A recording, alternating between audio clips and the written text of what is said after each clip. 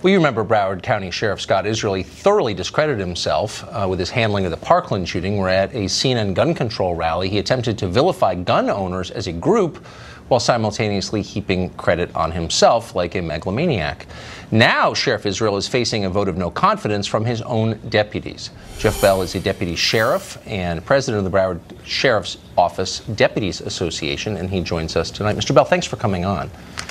Thank you for having me. So, facing a vote of no confidence for what? Why do you have no confidence? Well, there's a series of events that have led up to this vote of no confidence, and it has nothing to do with a contract whatsoever. That is a blatant lie by the sheriff himself. But this is about a series of events over the past couple of years, such as bad policies of the Promise program and the civil citation program that takes all discretion away from deputies to make the arrests that we need to make.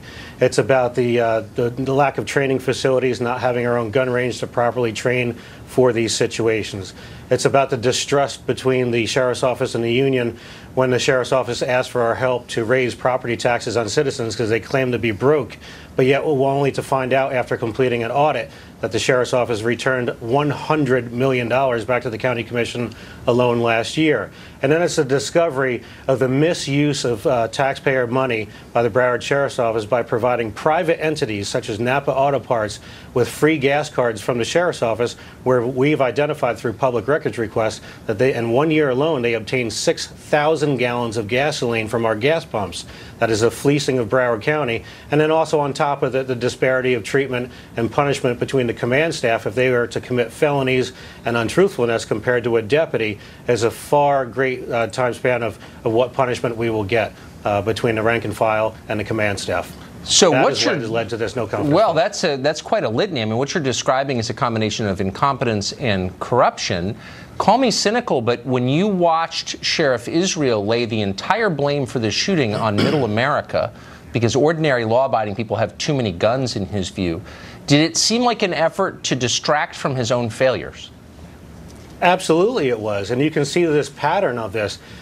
Sheriff Israel, back in his own Facebook post from February 24th of this year, he said that there was only one deputy on scene on the school during the entire attack. That's proven to be false. So he can't tell the truth about that event. Then he goes on a town forum and he blames the NRA. Then he blames one deputy, Scott Peterson, for this problem. Then he blames everybody else that he can for this problem. I understand that he can't be responsible for every employee, but at the end of the day, he needs to be accountable for his employees, and he's just not being accountable.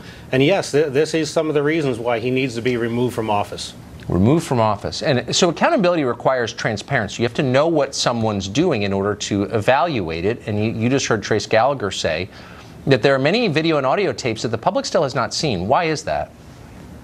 Well, they don't want to be transparent because it's going to expose that the sheriff knew some information in the past, that he contradicted himself in public interviews, and that's going to come back and bite him on that.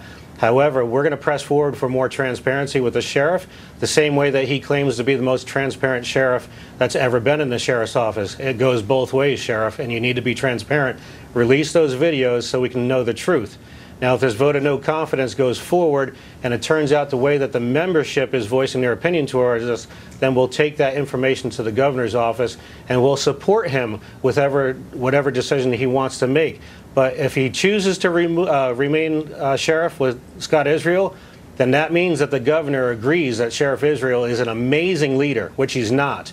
And be forewarned that when the next incident happens, if the governor leaves him there, it will be on the hands of Governor Scott, not the employees at the Broward Sheriff's Office.